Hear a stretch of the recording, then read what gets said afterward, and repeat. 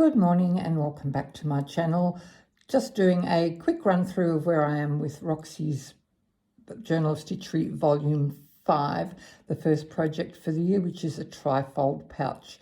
I have used I think it was probably like a table runner or something, a lovely linen piece I picked up with lace edging, which I will keep. So I've just cut that and we'll fold that in 3, and that I think will make the perfect base.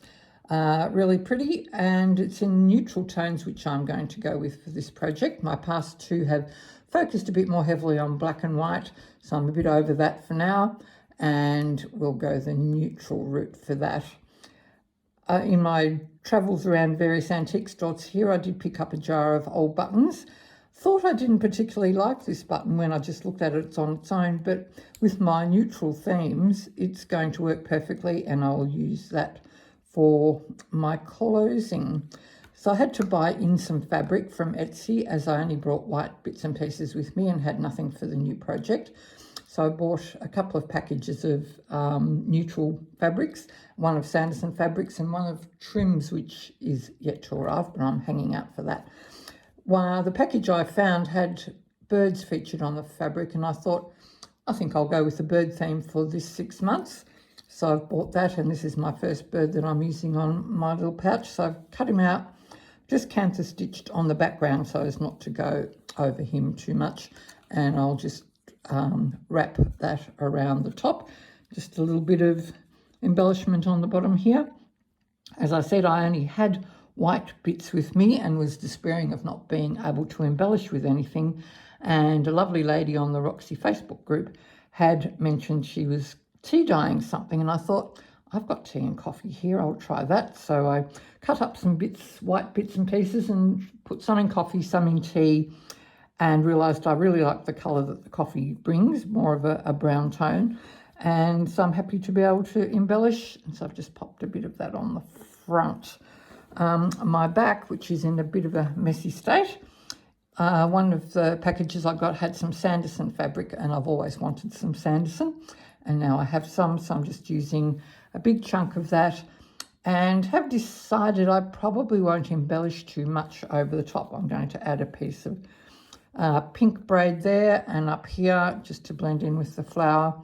Popped in a little flower from my bird fabric there, and what I am going to add is the piece of selvage off the Sanderson, and I've just added a little bit of messy fluff at the top, and that will go up here somewhere, just nudging up to the braid, and that's pretty much what the back will be, just so showcasing the beautiful fabric, I think, unless I come up with something else. But I tend to be a minimalist anyway, so I can't really see myself doing too much more to that.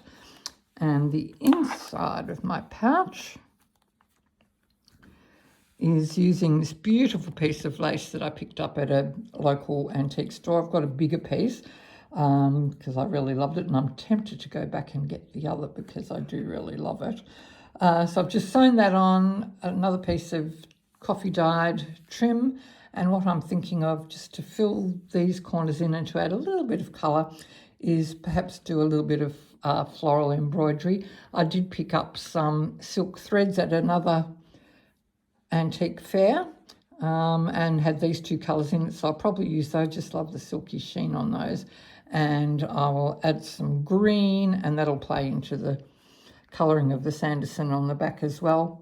So I might just do that. I haven't got any lining fabric yet. That will probably have to wait till I get home, because finding what I need over here in the rural areas of England is proving a bit difficult, so I might wait till I get home to get my lining fabric, and then I will be back and show you what the completed project is like.